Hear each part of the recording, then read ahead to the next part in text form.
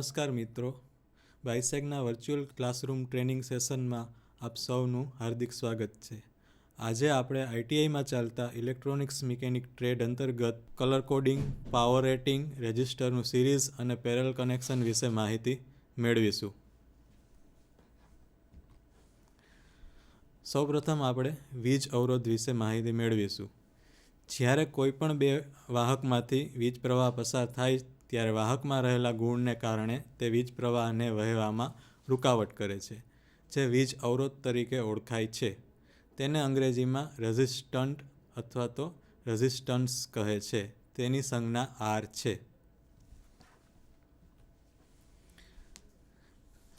રેઝિસ્ટન્સનો એકમ ઓમ છે. તે માપવા માટે ઓમ મીટરનો ઉપયોગ થાય છે.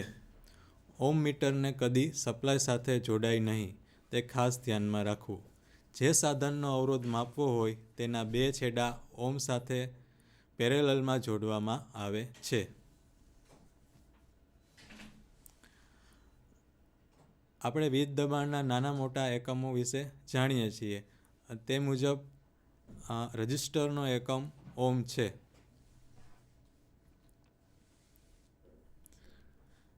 આપેલા આ કોષ્ટકમાં રેઝિસ્ટરનો એકમ અને તેના ડેસિમલ ક્વોન્ટિટી દર્શાવેલી છે. જેમ કે 1 ઓમ બરાબર તેનો સિમ્બોલ 1 ઓમ થાય છે, 1 કિલો ઓમ બરાબર 1000 ઓમ થાય છે અને 1 મેગા ઓમ બરાબર 1 મેગા ઓમ બરાબર 1,00,000 ઓમ થાય છે. હવે આપણે ઓમનો નિયમ સમજીશું. આપણે જોયું કે કોઈપણ સર્કિટમાં હંમેશા 3 પરિમાણો કાર્યરત હોય છે. એક તો વીજ દબાણ, જેને વોલ્ટમાં મપાય છે. બીજું છે વીજ પ્રવાહ, જેને આપણે એમ્પિયરમાં માપી શકીએ છીએ. અને ત્રીજો છે પરિમાણ અવરોધ, જેને R વડે દર્શાવાય છે, જેનો એકમ ઓમ છે. ઉપરના ત્રણેય એકમો વચ્ચે ચોક્કસ સંબંધ છે, જે આ મુજબ છે. એક જ ઉષ્ણતામાને કોઈપણ સર્કિટમાં વહેતો કરંટ સર્કિટને આપેલા વીજ દબાણના સમપ્રમાણમાં અને તેના વ્યસ્ત પ્રમાણમાં હોય છે. એટલે કે સર્કિટને આપેલ વીજ દબાણ વધવાથી તેમાંથી પસાર થતો કરંટ વધે છે અને દબાણ ઘટવાથી કરંટ ઘટે છે. તેનાથી અવરોધ વધે તો કરંટ ઘટે અને અવરોધ ઘટે તો કરંટ વધે છે. એટલે કે વીજ પ્રવાહ I બરાબર વીજ દબાણ Vના છેદમાં અવરોધ R એવું થાય છે. હવે આપેલ સૂત્રમાં દર્શાવેલ 3 પદમાંથી કોઈ પણ બેની કિંમત આપેલી હોય તો ત્રીજી કિંમત આપણે શોધી શકીએ છીએ. વોલ્ટની કિંમત શોધવી હોય તો V બરાબર I ગુણ્યા R થાય છે. એટલે કે V is equal to I cross R. આપેલ આકૃતિમાં આપણે ઓમનો નિયમ અને કોઈપણ બે કિંમતમાંથી કોઈપણ એક કિંમત કઈ રીતના મેળવવી તે સમજી શકીએ છીએ. ધારો કે આપણી પાસે કરંટ I અને રેઝિસ્ટર R હોય તો તેના ઉપરથી Vની કિંમત મેળવી શકીએ છીએ. એટલે કે V બરાબર I ગુણ્યા R થાય છે.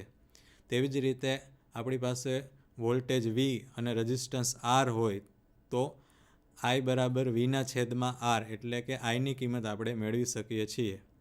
તેવી જ રીતે R બરાબર Vના છેદમાં I, એટલે કે Rની કિંમત V અને I ઉપરથી મેળવી શકીએ છીએ. આકૃતિમાં ઓમના નિયમ માટેનું એક સર્કલ આપેલું છે, જેને ઓમ્સ લો અથવા તો ઓમ્સ સર્કલ કહેવાય છે. જેમાં 4 પ્રકારના એકમો દર્શાવેલા છે. એક તો પાવર છે, એક કરંટ છે, એક વોલ્ટેજ છે અને એક રેઝિસ્ટન્સ છે. આ ચારે પરિમાણ ઉપરથી આપણે એકબીજાની કિંમત શોધી શકીએ છીએ.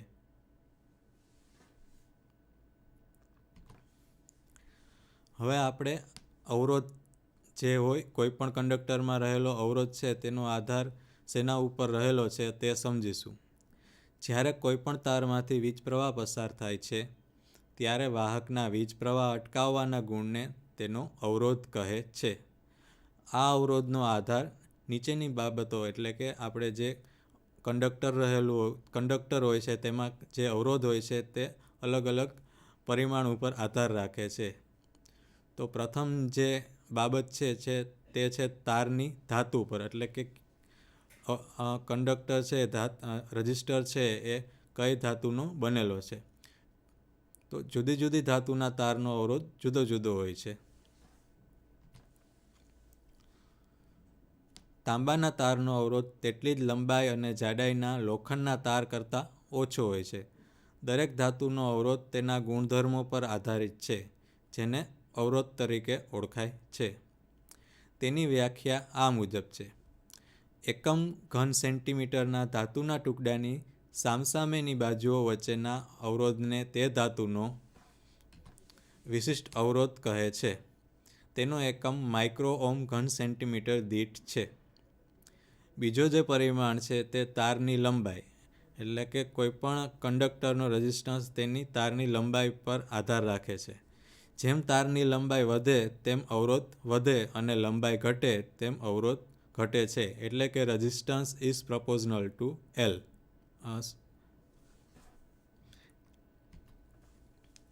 હવે ત્રીજો જે પરિમાણ છે તે તારની જાડાઈ, એટલે કે તારની જાડાઈ જેમ વધઘટ થાય તેમ તેના રેઝિસ્ટન્સમાં વધઘટ થાય છે. અવરોધ જાડાઈના વ્યસ્ત પ્રમાણમાં હોય છે. જેમ તાર જાડો તેમ તેનો અવરોધ ઓછો અને તાર પાતળો તેમ અવરોધ વધારે, એટલે કે રેઝિસ્ટન્સ આર પ્રપોઝનલ ટુ 1/A, જ્યાં એ છે એ આડછેદનું ક્ષેત્રફળ છે. ચોથો પરિમાણ છે તારના ઉષ્ણતામાન, એટલે કે ટેમ્પરેચર પર. તારના ઉષ્ણતામાનમાં ફેરફાર થાય તે પ્રમાણે તારના અવરોધમાં પણ ફેરફાર થાય છે.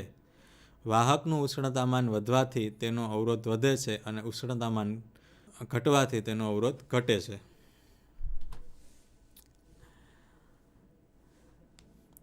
કોઈપણ કંડક્ટર હોય તેનું ઉષ્ણતામાન વધવાથી તેનો અવરોધ વધે છે, એટલે કે જેમ ટેમ્પરેચર વધે તેમ તેનો અવરોધ વધે છે. કંડક્ટરનું ઉષ્ણતામાન ઘટવાથી તેનો અવરોધમાં ઘટાડો થાય છે. કંડક્ટર સામાન્ય તાપમાન પરના રેઝિસ્ટન્સમાં ખાસ કોઈપણ પ્રકારનો વધારો ઘટાડો થતો નથી, એટલે કે જ્યારે કોઈ 0 ડિગ્રી ટેમ્પરેચર હોય ત્યારે તેના તાપમાનમાં કોઈપણ ફેરફાર, એટલે તેના રેઝિસ્ટન્સમાં કોઈપણ ફેરફાર થતો નથી. સામાન્ય રીતે કોઈપણ ધાતુ ગરમ થવાથી તેનો અવરોધ વધે છે, પરંતુ અપવાદમાં કાર્બન, ઇલેક્ટ્રોલાઇટ અને એલોય ધાતુ એટલે કે જે 2 કે વધારે ધાતુના મિશ્રણથી બનેલું છે તે ગરમ થવાથી તેનો અવરોધ ઘટે છે.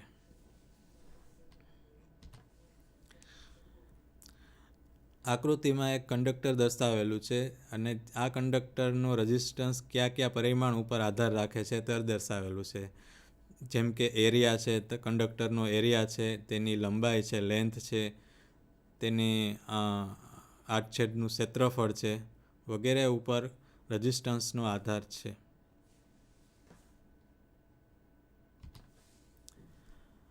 હવે આપણે આ રેઝિસ્ટન્સ દ્વારા બનેલી ઇલેક્ટ્રિક સર્કિટ વિશે માહિતી મેળવીશું. વીજ પ્રવાહ વહેવાનો જે રસ્તો લોડ મારફતે પૂરો થાય તેને ઇલેક્ટ્રિક સર્કિટ કહેવાય છે. બેટરી અથવા જનરેટરમાંથી ઉત્પન્ન થયેલો વીજ પ્રવાહ સ્વિચ મારફતે લોડમાં થઈને ઉત્પન્ન થયેલ જગ્યાએ પાછો આવે ત્યારે સર્કિટ પૂરી થઈ તેમ કહેવાય. હવે આપણે ઇલેક્ટ્રિક સર્કિટના ગુણધર્મ ઉપરથી તે કેટલા પ્રકારની છે તેના વિશે ચર્ચા કરીશું. ગુણધર્મ ઉપરથી ઇલેક્ટ્રિક સર્કિટના 3 પ્રકાર છે. એક તો ઓપન સર્કિટ, બીજું છે ક્લોઝ સર્કિટ અને ત્રીજું છે શોર્ટ સર્કિટ. પ્રથમ આપણે ઓપન સર્કિટ વિશે માહિતી મેળવીશું. બેટરી અથવા જનરેટરના બહારના ટર્મિનલને વાયર વડે જોડવામાં ન આવે તો તે સર્કિટમાં કરંટનો પ્રવાહ વહેતો નથી. આવી સર્કિટને ઓપન સર્કિટ તરીકે ઓળખવામાં આવે છે. સર્કિટમાં વાયર તૂટવાથી તેમજ લૂઝ કનેક્શન રહેવાથી આ ખામી ઉત્પન્ન થાય છે.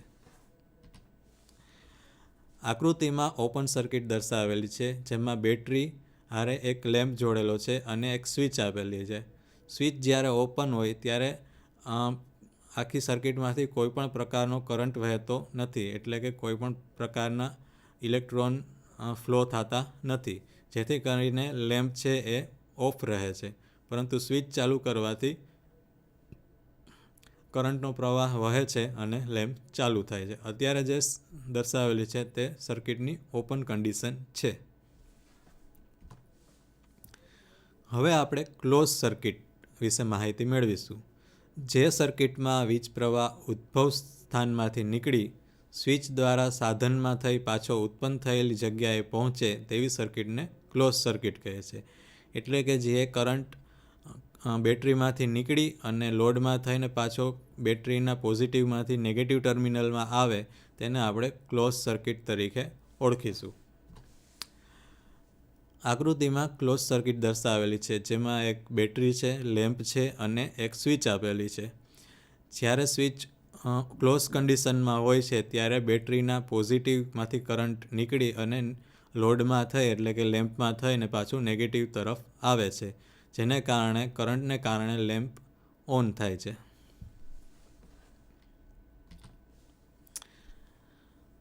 આકૃતિમાં આપણે એનિમેશન દ્વારા ક્લોઝ અને ઓપન સર્કિટ વિશે માહિતી મેળવી શકીએ છીએ. જ્યારે કોઈ પણ એક સર્કિટ ક્લોઝ થાય છે ત્યારે લેમ્પ ચાલુ થાય છે અને જ્યારે તે સર્કિટ ઓપન થાય છે ત્યારે લેમ્પ બંધ થાય છે. એટલે કે જે સ્વિચ છે તેના દ્વારા આપણે સર્કિટને ઓપન અને ક્લોઝ કરી શકીએ છીએ.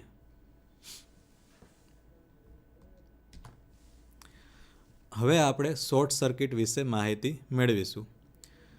જે સર્કિટમાં વીજ પ્રવાહ સીધો લોડમાંથી પસાર થયા વગર ફેઝ અને ન્યુટ્રલ સાથે જોડાય ત્યારે શોર્ટ સર્કિટ થઈ તેમ કહેવાય છે. આ સર્કિટમાં ખૂબ જ ભારે કરંટ વહે છે અને તેથી સર્કિટને નુકસાન થાય છે.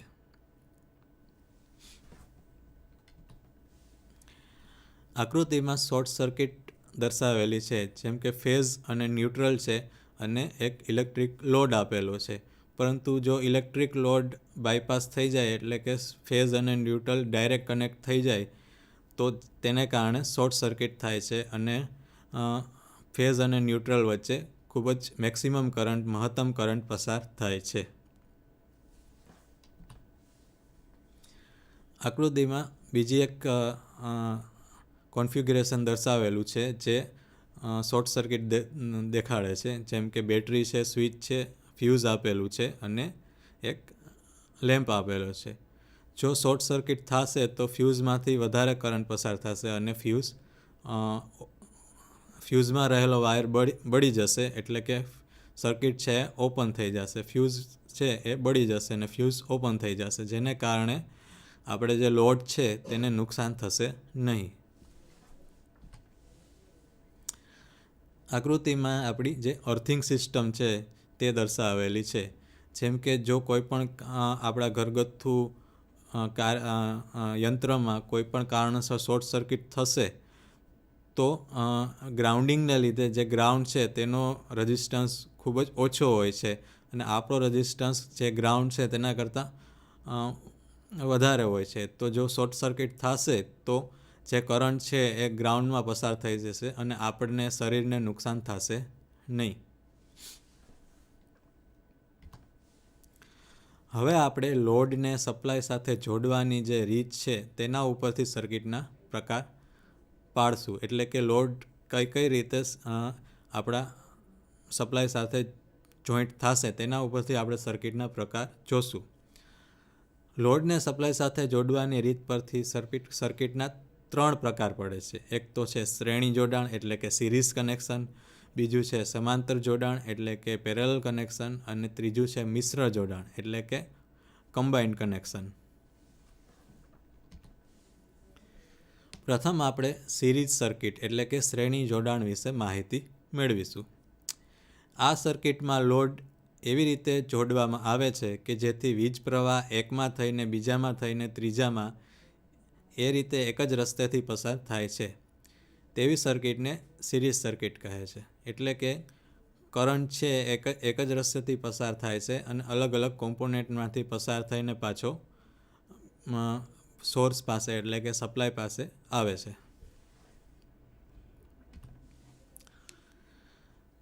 હવે આપણે જે સિરીઝ સર્કિટ છે તેની વિશિષ્ટતા જોશું. પ્રથમ સિરીઝ સર્કિટની વિશિષ્ટતા એવી છે કે આ સર્કિટમાં દરેક અવરોધમાંથી એક સરખો વીજ પ્રવાહ પસાર થાય છે એટલે કોઈ પણ 3 લોડ જોડેલા હોય અથવા તો 3 કોમ્પોનન્ટ જોડેલા હોય તો ત્રણેયમાંથી એક જ સરખો કરંટ પસાર થશે. એટલે કે સિરીઝ સર્કિટમાં IT એટલે કે I total current is equal to I1 is equal to I2 is equal to I3. Series સર્કિટમાં કોઈ પણ જગ્યાએ ઓપન થતાં આખી સર્કિટ કાર્ય કરતી બંધ થઈ જાય છે. સિરીઝ સર્કિટમાં દરેક અવરોધ પોતાની કિંમત મુજબ પાવર વાપરે છે. સિરીઝ સર્કિટમાં મોટામાં મોટા અવરોધ કરતાં સર્કિટનો અવરોધ હંમેશા વધારે હોય છે. એટલે કે કોઈ પણ સિરીઝ સર્કિટમાં જે મોટો અવરોધ હોય તેના કરતાં હંમેશા ટોટલ અવરોધ વધારે હોય છે. સિરીઝ સર્કિટમાં બધા અવરોધને જુદા જુદા અવરોધ મળે અને તેનો સરવાળો કુલ સપ્લાય વોલ્ટેજ બરાબર થાય છે. એટલે કે VR એટલે કે VT is equal to V1 plus V2 plus V3 એવું થાય છે. સિરીઝ સર્કિટનો કુલ અવરોધ સર્કિટમાં રહેલા દરેક અવરોધના સરવાળા બરાબર થાય છે. એટલે કે RT is equal to R1 plus R2 plus R3 એટલે કે ટોટલ રેઝિસ્ટન્સ જે સિરીઝ સર્કિટમાં જોડેલા રેઝિસ્ટન્સ હોય તેનો સરવાળો થાય છે. આકૃતિમાં સિરીઝ સર્કિટ દર્શાવેલી છે જેમાં 3 રેઝિસ્ટન્સ છે R1, R2 અને R3 તથા એક સપ્લાય સોર્સ દેખાડેલો છે ઈમાંથી જે નીકળે છે કરંટ I તે રેઝિસ્ટન્સ R1, R2 અને R3 માંથી પસાર થઈ અને પાછું નેગેટિવમાં આવે છે, જેને કારણે વોલ્ટેજ V1, V2 અને V3 અલગ અલગ ડ્રોપ થાય છે. પરંતુ જે કરંટ વહે છે ત્રણેય રજિસ્ટરમાંથી R1, R2 અને R3 તેની કિંમત હંમેશા ટોટલ કરંટ એટલે કે I બરાબર હોય છે. એટલે કે R1માંથી પસાર થતો કરંટ એ ટોટલ કરંટ બરાબર હોય છે. R2માંથી જે કરંટ પસાર થાય છે એ પણ ટોટલ કરંટ બરાબર હોય છે અને R3 રેઝિસ્ટન્સમાંથી જે કરંટ પસાર થાય છે તે પણ ટોટલ કરંટ બરાબર હોય છે. હવે આપણે પેરેલલ સર્કિટ એટલે કે સમાંતર જોડાણ વિશે માહિતી મેળવીશું. આ સર્કિટમાં અવરોધને આવી રીતે જોડવામાં આવે છે કે મેઇન સપ્લાયના બંને છેડા સાથે દરેકના અવરોધને એક છેડો જોડાયેલ રહે, જેથી દરેકને સપ્લાય વોલ્ટેજ સરખા મળે અને વીજ પ્રવાહને પસાર થવા માટે એકથી વધારે માર્ગ મળે છે.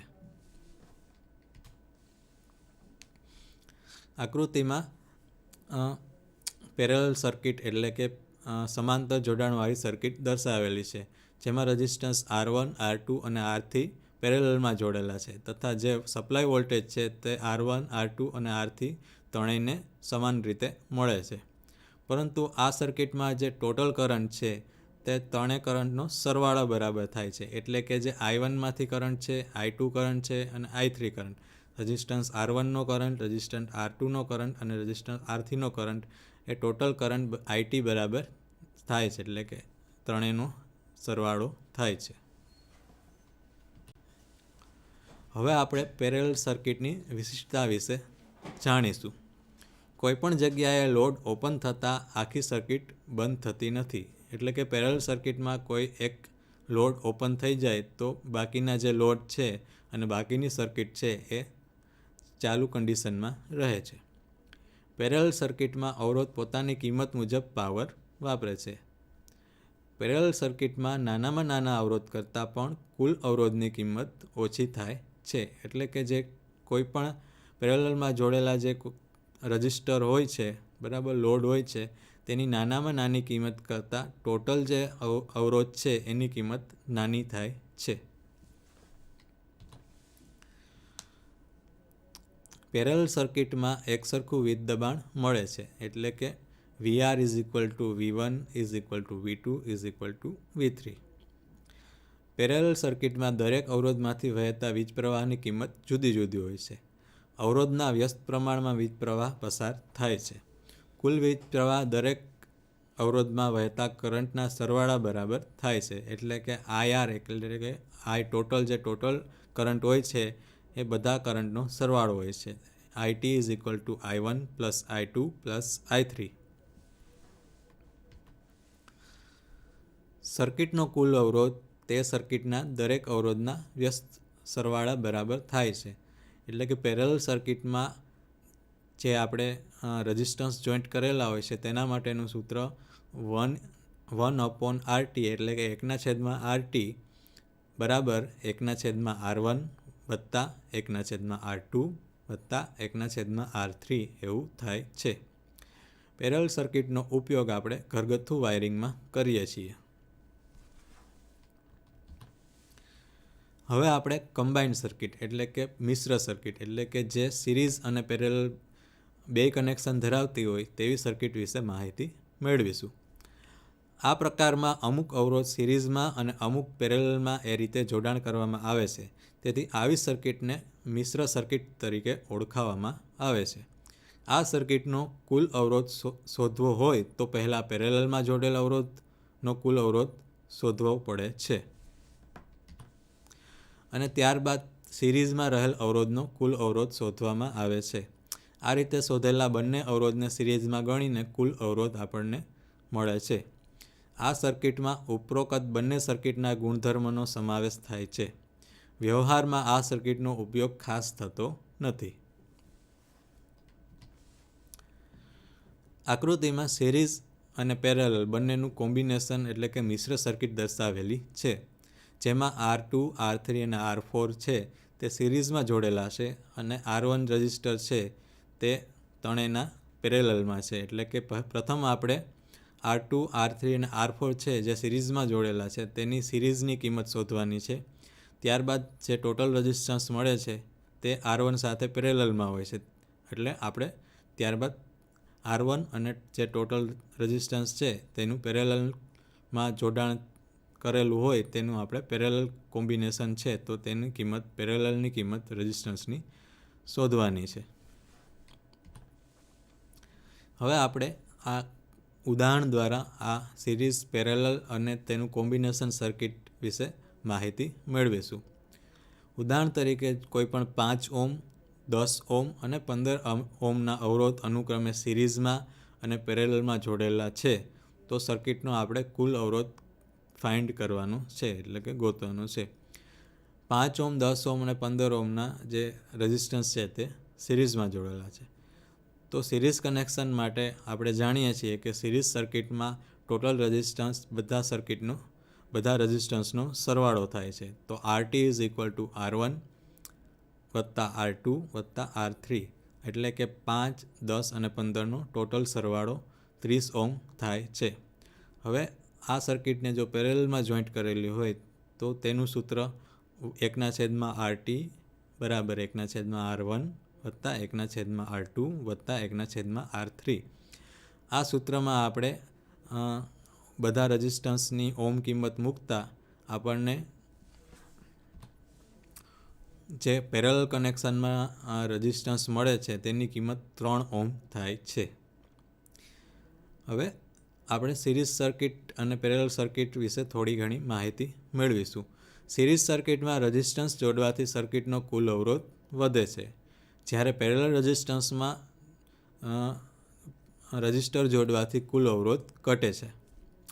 સિરીઝ સર્કિટમાં કુલ અવરોધની કિંમત સર્કિટમાં રહેલ સૌથી મોટા અવરોધની કિંમત કરતાં પણ વધારે હોય છે. જ્યારે પેરેલલ સર્કિટમાં કુલ અવરોધની કિંમત સર્કિટમાં રહેલા સૌથી નાના અવરોધની કિંમત કરતાં ઘણી ઓછી હોય છે.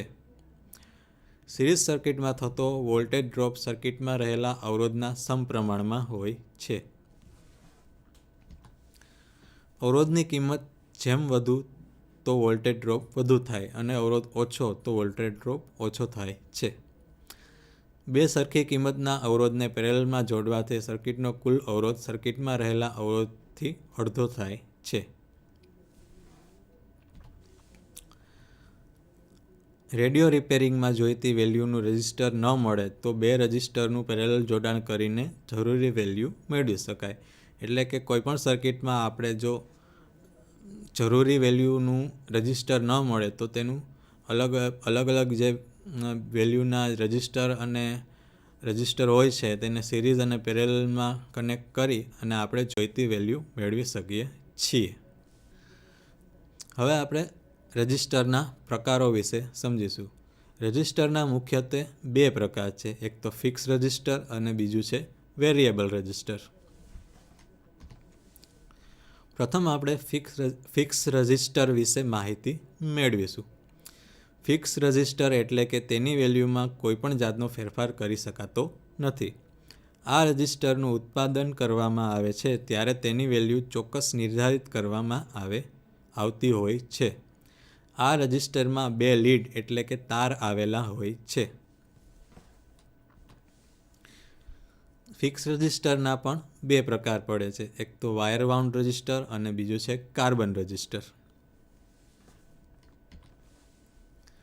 પ્રથમ આપણે વાયર વાઉન્ડ રજિસ્ટર જે વાયર વાઉન્ડ ફિક્સ રજિસ્ટર છે તેના વિશે માહિતી મેળવીશું. આ વાયર વાઉન્ડ રજિસ્ટર 5 વોટથી લઈને 100 વોટ સુધીના અને કિંમતમાં આપણને મળી શકે છે તથા તેનો રજિસ્ટર 1 ઓહ્મથી 100 કિલો ઓહ્મ સુધીની મર્યાદામાં આપણને મળી શકે છે. આ વાયર વાઉન્ડ રજિસ્ટર યંત્ર દ્વારા બનાવવામાં આવે છે એટલે કે મેન્યુફેક્ચર આપણે મશીન દ્વારા કરવામાં આવે છે. સિરામિક ટ્યુબ કે જેની ઉપર કેપ લાગેલી હોય છે જેનો અવાહક બોબિનના રૂપમાં પ્રયોગ કરવામાં આવે છે. યંત્રો દ્વારા વીંટાળવામાં આવે ત્યારે સરખું પ્રેશર રાખવું જરૂરી છે. એટલે કે આ જે વાયર વાઉન્ડ રજિસ્ટર હોય છે તે સિરામિક ટ્યુબની ઉપર આપણે એક અવાહક બોબિન જે રૂપમાં હોય છે સિરામિક ટ્યુબ તેની ઉપર એક કોઇલ વીંટાળવામાં આવે છે.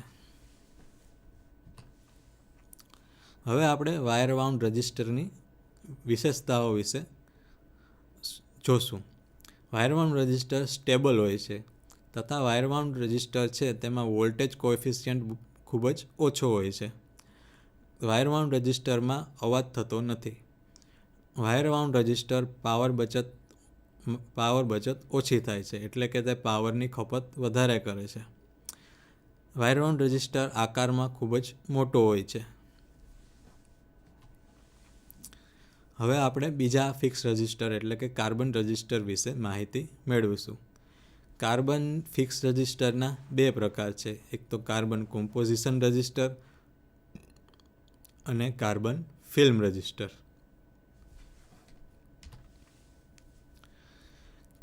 કાર્બન કોમ્પોઝિશન રજિસ્ટર વિશે આપણે માહિતી મેળવીશું. કાળા કાર્બન કે જે રેઝિનની અલગ અલગ માત્રાઓને ભેગી કરીને આવા પ્રકારના રજિસ્ટર બનાવવામાં આવે છે.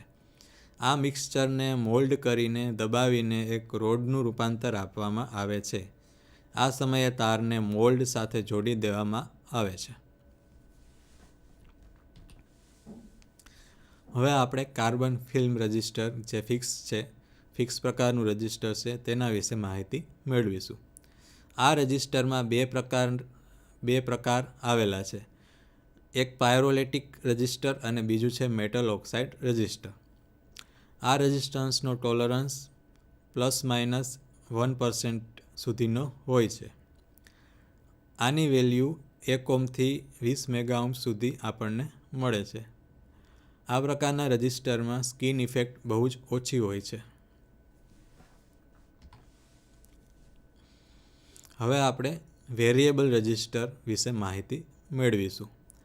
વેરિયેબલ રજિસ્ટર એટલે એવા પ્રકારનો રજિસ્ટર કે જેની કિંમતમાં ઉપયોગ કરનાર વ્યક્તિ યોગ્ય ફેરફાર કરી શકે. એટલે કે આપણે વેરિયેબલ રજિસ્ટરની કિંમતમાં આપણે ફેરફાર કરી શકીએ છીએ. આમાં તેની કિંમત 0 થી મહત્તમ કિંમતની વચ્ચે ફેરફાર કરી શકાય છે. આ વેરિયેબલ રજિસ્ટરમાં 3 ટર્મિનલ હોય છે જેમાં પ્રથમ અને ત્રીજો ટર્મિનલ ફિક્સ હોય છે અને તેની વેલ્યુ બદલવા માટે એક પ્લાસ્ટિક મેટલની શાફ્ટ આપેલી હોય છે.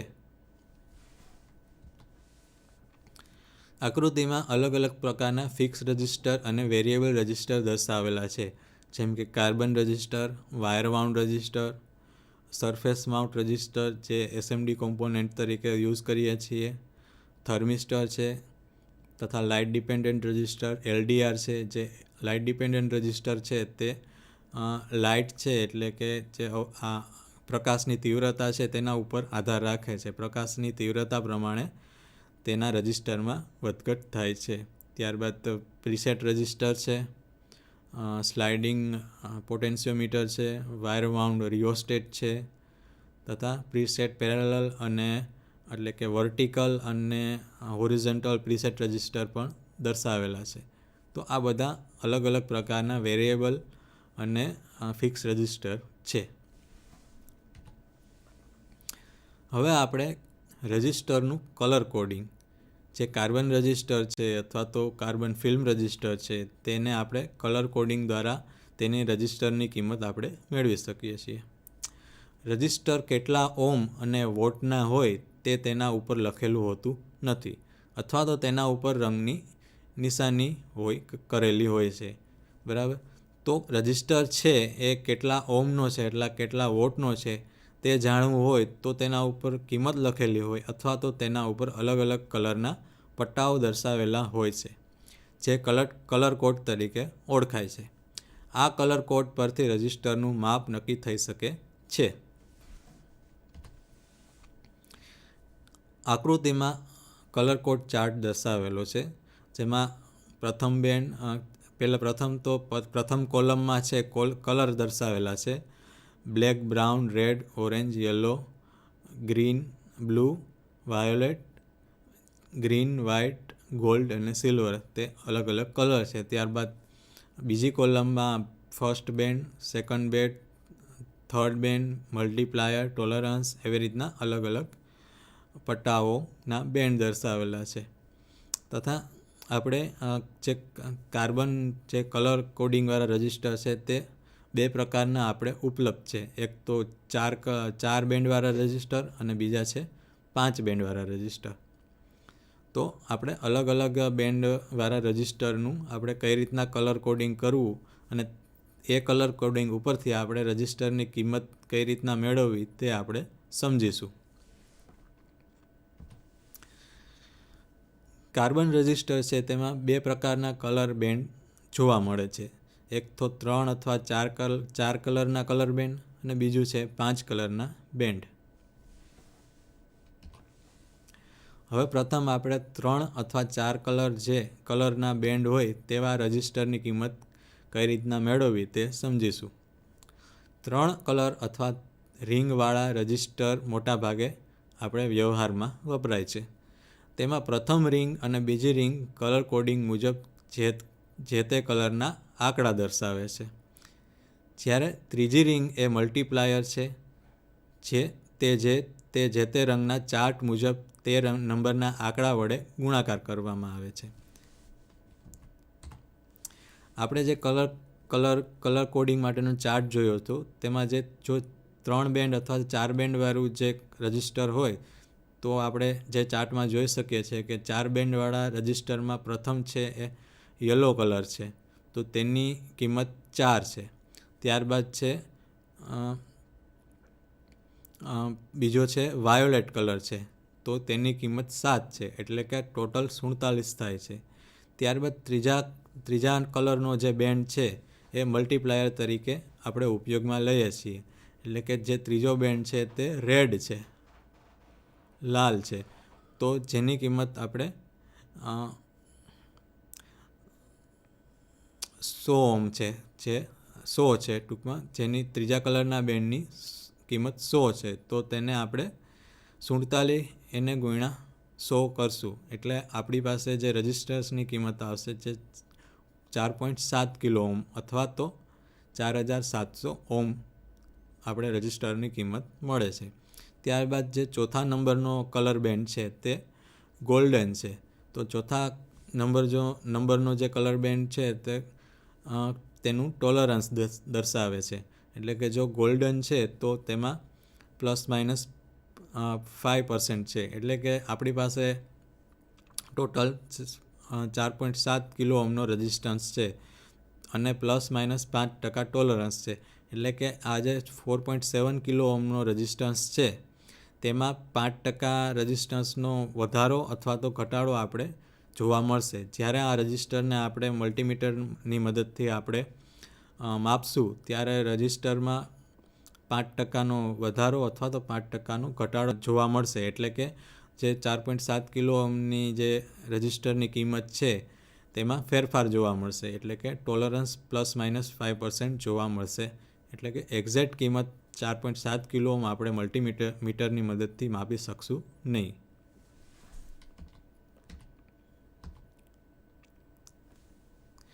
આ 3 રંગથી તેની કિંમત નક્કી થાય છે. ત્યારબાદ ચોથી રિંગ છે એ ટોલરન્સ દર્શાવે છે. ઉદાહરણ તરીકે જો ચોથી રિંગમાં કોઈ પણ કલર ન હોય આપણે સમજી શકીએ કે ±20% ટોલરન્સ જોવા મળશે. આકૃતિમાં 4 બેન્ડવાળું રજિસ્ટર દર્શાવેલું છે, જેમાં પ્રથમ જે બેન્ડ છે તેનો કલર બ્રાઉન છે, એટલે કે ભૂરો છે, જેની કિંમત આપણે 1 દર્શાવીએ છીએ. ત્યારબાદ બેન્ડ છે બ્લેક છે, બરાબર. ત્યારબાદ રેડ છે બેન્ડ, જેની કિંમત 2 છે. એટલે કે ટોટલ જે આપણે 4 કલરના બેન્ડ છે તેમાં બ્રાઉન, બ્લેક, રેડ અને છેલ્લે ગોલ્ડન કલર આપેલો છે, જે તેનું ટોલરન્સ દર્શાવે છે. હવે આપણે 5 કલરના કલર બેન્ડ વિશે માહિતી મેળવીશું. આમાં પ્રથમ 3 રંગ જે તે કલર મુજબનો રજિસ્ટન્સ દર્શાવે છે. આપણે આગળ જોઈ ગયા તેમ પ્રથમ 3 રંગ છે તે જે તે રજિસ્ટન્સનો રજિસ્ટન્સ દર્શાવે છે. ત્યારબાદ ચોથી રિંગ છે એ ટોલરન્સ બતાવે છે. ત્યારબાદ જે 5મી રિંગ છે તે તેની રિલાયબિલિટી અથવા તો ફેલર રેટ દર્શાવે છે. જો જે 5મી રિંગ બ્રાઉન હોય તો તેનો ફેલર રેટ ±1% હોય. જો રેડ હોય તો તેનો ફેલર રેટ ±0.1% હોય, અને જો ઓરેન્જ હોય તો તેનો ફેલર રેટ ±0.001% હોય છે. આકૃતિમાં 5 બેન્ડવાળો રજિસ્ટર દર્શાવેલો છે, જેમાં પ્રથમ, બીજો અને ત્રીજો બેન્ડ જે તે રજિસ્ટરની વેલ્યુ દર્શાવે છે. ત્યારબાદ ચોથા નંબરનો બેન્ડ છે તે મલ્ટીપ્લાઇંગ ફેક્ટર છે, અને 5મા નંબરનો બેન્ડ છે એ ટોલરન્સ છે, અથવા તો તેને આપણે રિએબિલિટી ફેક્ટર અથવા તો ફેલર ફેક્ટર પણ કહી શકીએ છીએ. તો આપણે આજે રજિસ્ટરના અલગ અલગ પ્રકાર, તેનું કલર કોડિંગ, તેનું સિરીઝ અને પેરેલલ કનેક્શન વિશે સમજ્યા. આભાર.